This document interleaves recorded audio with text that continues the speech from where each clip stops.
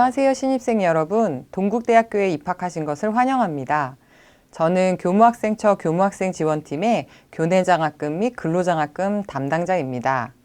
이번에는 우리 대학 학생들이 받을 수 있는 장학금과 학자금 대출에 관해서 말씀드리려고 합니다.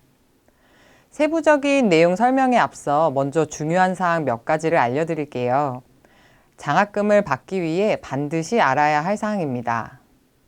우리 대학의 모든 장학금 신청은 동국대학교 홈페이지 장학 공지를 통해 안내하고 있습니다. 홈페이지 메인 화면 중앙에 장학 메뉴에 들어가시면 공지를 보실 수 있고요. 교내외 및 국가장학금 신청 공지까지 전부 이 공지사항을 통해 게시하니 수시로 들어가서 확인해 주시면 됩니다. 대부분의 장학이 신청을 하지 않으면 받을 수 없는 장학이므로 장학금에 관심이 있는 학생은 꼭 공지사항을 확인하셔서 본인에게 맞는 장학금을 신청하시기 바랍니다. 참고로 각종 장학금은 학기 초뿐만 아니라 학기 중과 학기 말에도 선발이 진행이 됩니다. 두 번째로 여러분들 대부분이 이미 신청을 하셨겠지만 국가장학금을 꼭 신청하시라고 말씀드리고 싶습니다. 이번 2022학년도 1학기 국가장학금 2차 신청을 3월 16일까지 받고 있습니다. 혹시 아직까지 신청을 못한 학생이 계시다면 오늘이라도 바로 신청해 주세요. 국가장학금을 신청한 뒤에 학자금 지원구간 통지를 받으시면 그 지원구간을 활용해서 지급하는 교내외 장학금들이 있기 때문에 꼭 신청하셨으면 좋겠습니다. 세 번째로 장학금 지급 목적에 따른 큰 분류를 알려드리려고 합니다. 장학금은 지급하는 목적에 따라 크게 등록금 지원 장학과 생활비 지원으로 나뉩니다. 등록금 지원은 말 그대로 학생이 등록금을 지원하는 장학이라서 여러 가지 장학금을 합쳐받든 하나의 장학금을 받든지 등록금액을 초과하여 받을 수가 없습니다. 생활비 지원은 학생의 생활비를 보조하기 위한 장학금이라서 여러 가지 장학금을 합치거나 하나의 장학금액이 등록금 범위를 초과하여도 무방합니다. 다만 장학금을 지급하는 곳에서 금액에 제한을 두거나 타 장학금을 수혜하지 않는 학생을 우선한다는 조건이 있다면 이에 따르셔야 합니다. 이 두 가지 성격의 장학금을 꼭 분리해서 잘 생각하고 개념을 이해하셔야 학자금 중복 지원에 걸리지 않습니다. 학자금 중복 지원에 대해서는 이따가 자세히 설명드리도록 할게요. 그럼 동국대학교의 장학 종류에 대해서 알려드리겠습니다. 학교에서 주는 교내 장학금 중에서 먼저 우수장학, 복지장학, 동국 리더장학에 대해 말씀드리겠습니다. 먼저 동국인재 육성장학의 경우 성적이 50% 반영되는 장학으로 많은 학생들이 가장 관심 있어 하는 장학입니다. 그래서 상세한 내용은 뒤쪽에서 다시 설명드리도록 하겠습니다. 복지장학은 말 그대로 학생 복지를 위해서 지급하는 장학입니다. 복지장학에도 종류가 있는데요. 복지장학 1은 장애가 있는 학생, 복지장학 2는 기초생활수급자, 한부모 가정 등에 해당하는 학생에게 지원합니다. 이 장학 모두 학생 본인이 직접 신청하셔야 하는 장학이므로 반드시 매 학기 학교 홈페이지 공지사항을 확인하여 기간 내에 신청해 주시기 바랍니다. 그리고 SOS 두드림 장학은 등록금을 지원하는 장학으로 학자금 지원 구간과 성적으로 인한 제한 조건이 없는 장학입니다. 긴급한 경제사정 등으로 학업 유지가 어려운 학생들을 지원하기 위해서 만든 장학이므로 마찬가지로 공지사항을 보시고 신청해 주세요. 그 다음엔 국가유공자, 세터민, 승려를 지원하는 장학 등이 있으므로 해당자는 공지사항을 보시고 신청하시기 바랍니다. 다음은 동국 리더 장학인데요. 이 장학금은 장학금 명칭에서 느껴지듯이 학생 자치기구의 임원을 맡고 있는 학생들에게 지급하는 장학입니다. 그 다음으로 동국가족장학입니다. 동국가족장학은 동국대학교의 직계가족이 입학, 재학하는 경우에 그 케이스에 따라 지급하는 장학입니다. 혹시 아직 대상자임에도 신청하지 않은 신편입생이 있다면 2월 25일까지 신청하시기 바랍니다. 그 다음으로 특기장학은 행정고시, 변리사, 공인회계사 등 각종 고시에 1차 합격 또는 최종 합격하거나 전문 자격 시험에 1차 합격한 학생들을 격려하는 차원으로 지급하는 장학입니다. 모두 수업료의 일부 또는 전액이므로 등록금 지원 장학입니다. 이 밖에 외국인 전형으로 입학하는 학생, 교환학생을 가는 학생에게 지급하는 장학이 있고 해외 탐방 장학이 있습니다.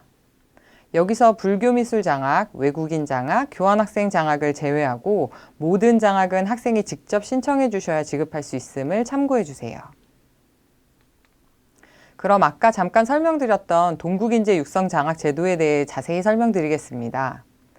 이 장학금은 외국인 전형 입학생에게는 해당되지 않으니 참고하시고요.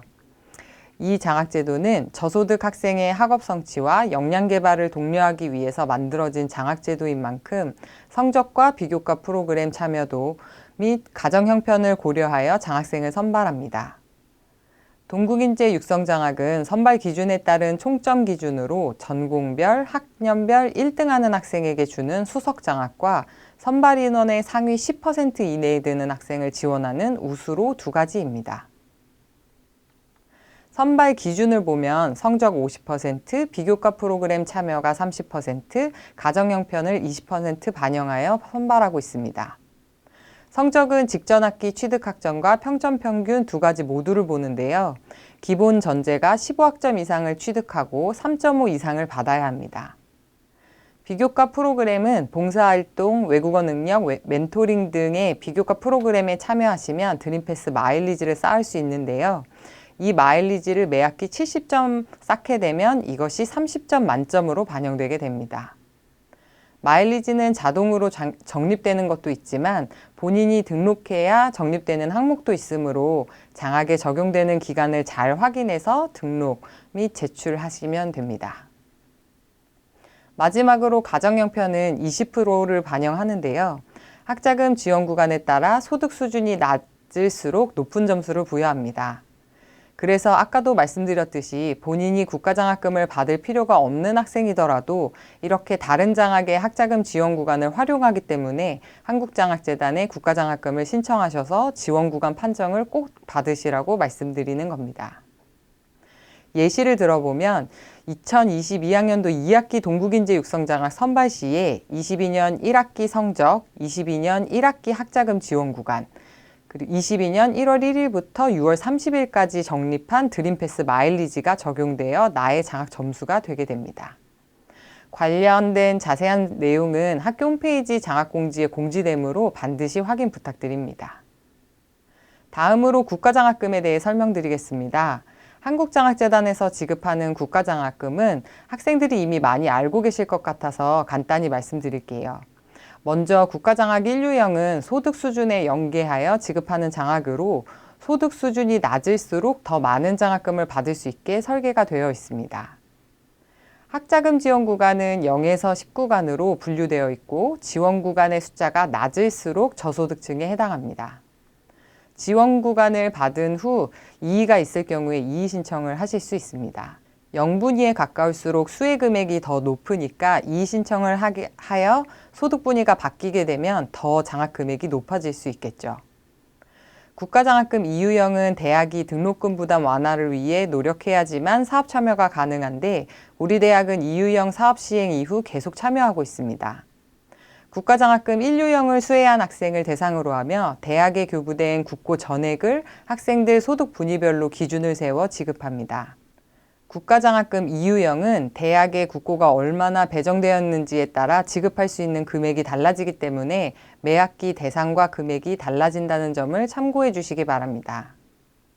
다자녀 국가장학금은 국가장학금 1유형 중에서 다자녀가 가구에 속해 있는 학생에게 지급됩니다.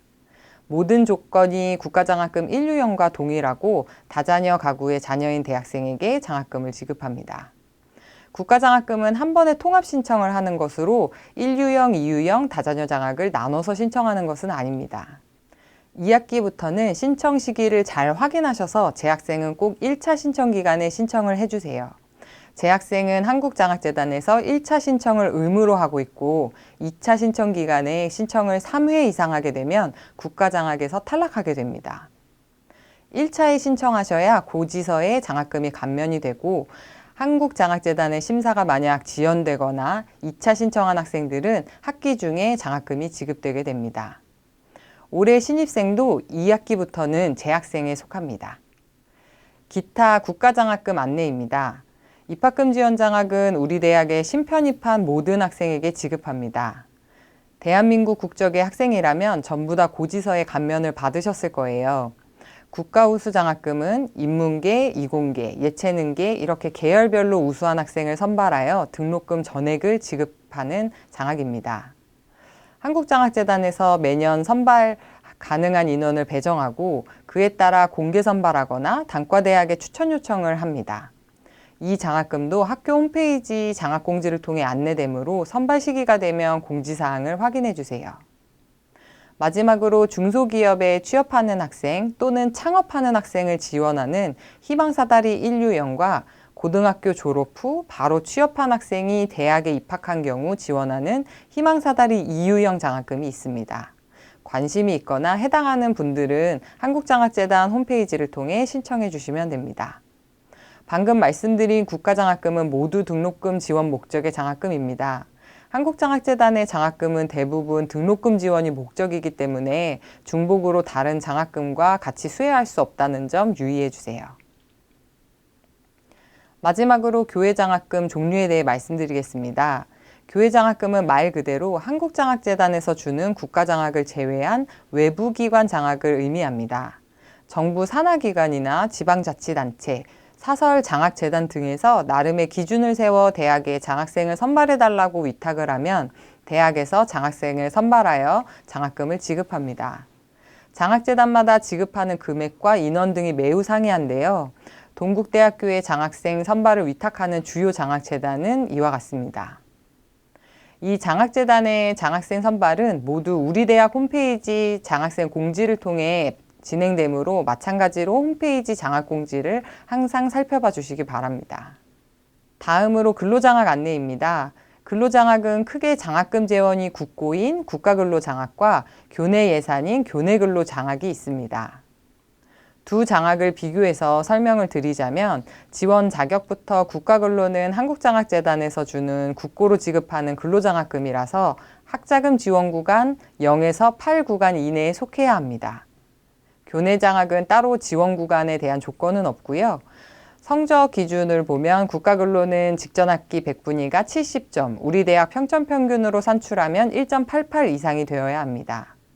교내근로는 12학점 이상을 취득하고 평점평균 2.0 이상이 되어야 합니다. 신청 방법은 국가근로는 한국장학재단 홈페이지를 통하여 신청하는 단계가 선행되어야 한다는 점을 제외하고는 똑같습니다. 학교 홈페이지에서 근로장학 공지를 통해 근로장학생 모집부서에 근로를 지원하시면 됩니다. 국가근로학생은 장학금 재원이 국고이다 보니 한국장학재단에서 엄격한 모니터링이 진행됨을 참고해 주세요. 장학금은 근로를 한 후 다음 달 중에 교무학생 지원팀에서 일괄 지급됩니다. 날짜가 지정되어 있는 것은 아니지만 대략 10에서 16일쯤 지급된다고 생각하시면 되겠습니다. 홈페이지를 통해서 신입생 여러분들도 근로장학 신청 많이 부탁드릴게요. 학자금 대출에 관하여 말씀드리겠습니다. 학자금 대출은 등록금과 생활비를 나누어 대출을 받을 수 있습니다. 등록금은 입학금과 수업료를 의미하고 생활비는 학생들의 생활에 필요한 비용인 숙식비, 교재구입비, 교통비 등을 포함합니다. 대출은 부채이고 이율이 굉장히 낮지만 이자가 쌓이고 제때 상환하지 않을 경우 본인의 신용에 큰 악영향을 미칠 수 있으니 꼭 신중하시기 바랍니다. 학자금 대출 신청 시에는 온라인 금융교육을 이수하게 되어 있습니다. 학자금 중복 지연 방지에 대한 내용과 학자금 대출 시 학생이 꼭 알아야 하는 주요 내용을 알려주는 영상이므로 집중해서 잘 이수해 주시기 바랍니다. 매 학기 학자금 대출 일정과 주요 안내사항 등도 학교 홈페이지에 게시되니까 참고해 주세요. 마지막으로 학생들이 알아야 할 가장 중요한 내용인 학자금 중복지연 방지제도에 대한 안내입니다. 학자금 중복지연 방지제도는 쉽게 말해서 학생이 받은 학자금 대출과 장학금액을 합한 금액이 기타 경비를 포함한 등록금액을 넘으면 안 된다는 제도입니다. 학자금 대출도 장학금의 성격으로 보고 대출과 장학금액을 합쳐서 등록금액을 넘지 않게 지원하라는 것입니다. 여기서 말하는 장학금액은 제일 첫 단에 말씀드렸던 장학금 지원 목적이 등록금성인 경우에만 포함이 됩니다. 한국장학재단의 장학금과 교내장학금 대부분은 등록금성 장학입니다. 이 장학 금액과 혹시 대출이 있다면 대출 금액까지 합했을 때 학생에게 처음 고지된 등록 금액을 넘기면 안 된다는 뜻입니다. 만약에 학생의 부주의로 금액이 넘었을 땐 어떻게 해야 할까요? 인지한 즉시 초과 금액을 장학금 지급처에 반환해야 합니다. 국가장학금인 경우 대학 또는 한국장학재단에 반환을 하고 교내장학금은 대학에, 교외장학금은 장학금을 준 교외기관에 반환해야 합니다. 중요한 것은 학생이 임의로 판단하여 반환하면 안 되고 반드시 대학의 장학금 담당자, 즉 저를 포함한 대학의 장학금 담당자에게 확인하신 후 반환해 주세요. 학자금 중복 지원을 해소하지 않으면 모든 장학금과 대출금 수혜가 불가능하게 되므로 한국장학재단의 새로 생긴 공공재정 환수법에 따라 발생 이자까지 반환해야 하는 경우도 생길 수 있습니다. 그러므로 본인이 한 학기에 받을 수 있는 등록금성 장학금의 최대치는 내 등록 금액이다 라는 기본 개념을 항상 숙지하시고 그 학기에 받은 장학금을 계산하여 초과하는지 여부를 확인해 주세요. 대학에서도 수시로 초과 여부를 확인하지만 대학에서 확인할 수 없는 외부 장학금들이 있습니다. 이런 장학금을 받게 되는 경우 꼭 대학에 알려주시고 알맞은 금액만 수혜하여 피해를 방지하시기 바랍니다. 이상으로 장학금 및 학자금 대출과 관련된 내용을 대략적으로 설명드렸습니다.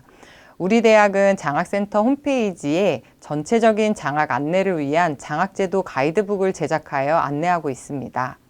장학에 관심 있는 학생들은 가이드북을 꼭 정독해 보시는 걸 추천드리겠습니다. 감사합니다.